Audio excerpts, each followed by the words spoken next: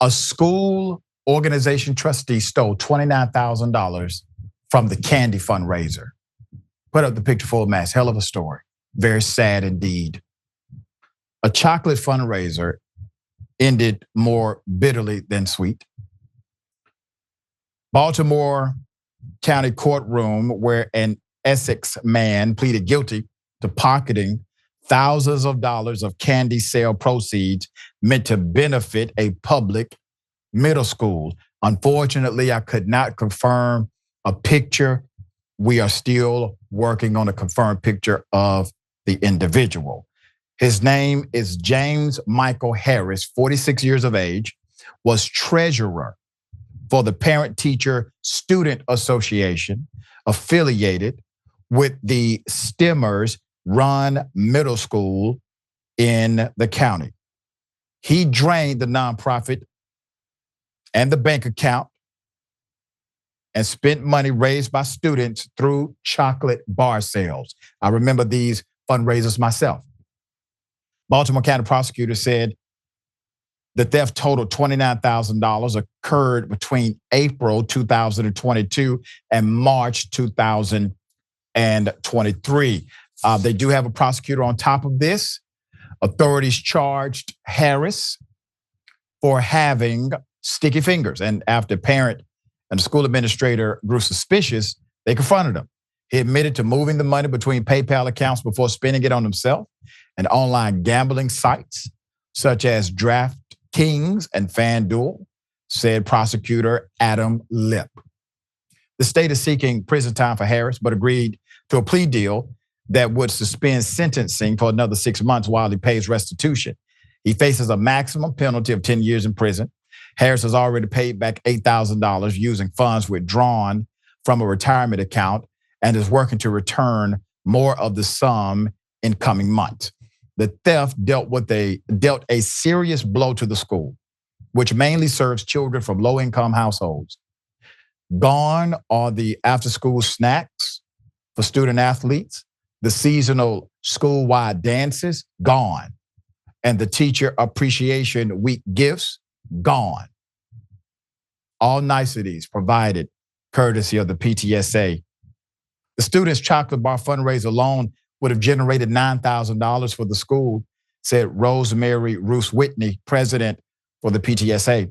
Quote, those kids worked so hard to raise that money and they got nothing for it in return. She said this on Friday. Quote, is really disappointing. Despite the court proceedings, the PTSA has struggled to bounce back. Parent volunteers quit the nonprofit's board in the fallout. Roos Whitney pursued an insurance claim for the PTSA that was denied because the nonprofit had not kept proper financial records. And the group risked losing its charter with the National Parent-Teacher Student Association affiliate. Perhaps the lowest blow came with the bill itself. The PTSA could not afford to pay back the $6,815 it owed to the world's finest chocolate company. That's the name of the company, the world's finest chocolate. The company that supplies the candy for such fundraisers. Schools typically pay a discounted price for the sweets once the fundraiser is complete, and they keep the profits to benefit their schools. This is the spokesperson.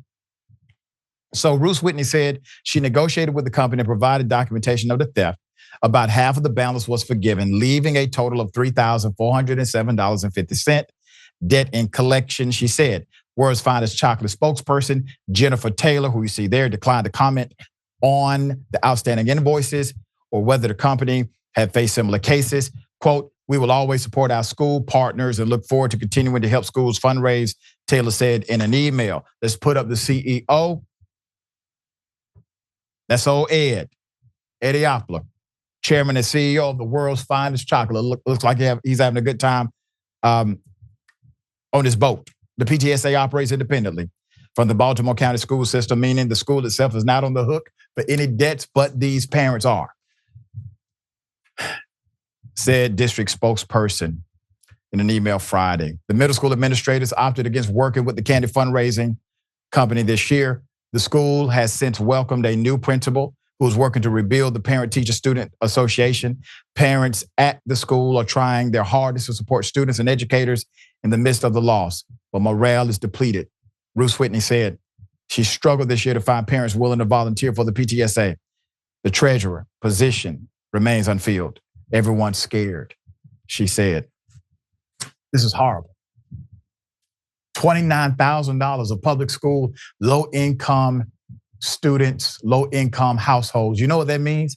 That $29,000 was worked for. That's what that means. That $29,000 they had in the bank, they worked hard for that. So here's what I'm going to do to the school system. I hope you all step up to the plate and provide the assistance required. To the chocolate company, shame on you for not already stepping up to the plate and doing what you should have done. But it will not be shame on me. I will pay the balance personally. And I will help the PTSA restore whatever debt they owe so that they can be in good standing with the national affiliate, so that those students can have an advocate, those students can have after-school activities, and those students can have a continued advocate through the parent association as the school system continues to work with everyone in that district. You see, public schools are required to educate your students. They don't have an opportunity to pick and choose like, let's say, a private school or a charter system. It's a damn shame that this is even a news story. It should have been handled a long time ago when you realize this man stole all their damn money. All right, Aida, thoughts here. You know, my kids went to a school in the Los Angeles that would never happen. And you know why? Because it was not in a community where the majority of the students were from lower income neighborhoods. Even though my children were from a lower income household, they still had the opportunity to go to this school because I did what I had to do to get them to go to that school. But I just think that it's unfortunate the way that this is the thing, the way we treat people who are from lower income neighborhoods, the language that we have, the dehumanization, the constant rhetoric that they're lazy and that's why they don't have, when we don't really take in consideration the systems that have been designed to make sure that some of these people not only stay in these lower income neighborhoods, but remain. So the fact that they are tossed away and it is not a priority and that nobody stepped up for them is because the attitude that we have towards the people of lower income realities in this country. And the fact is that those people are the ones that show up and do the jobs that nobody. That's right. You know? That's right. Well said.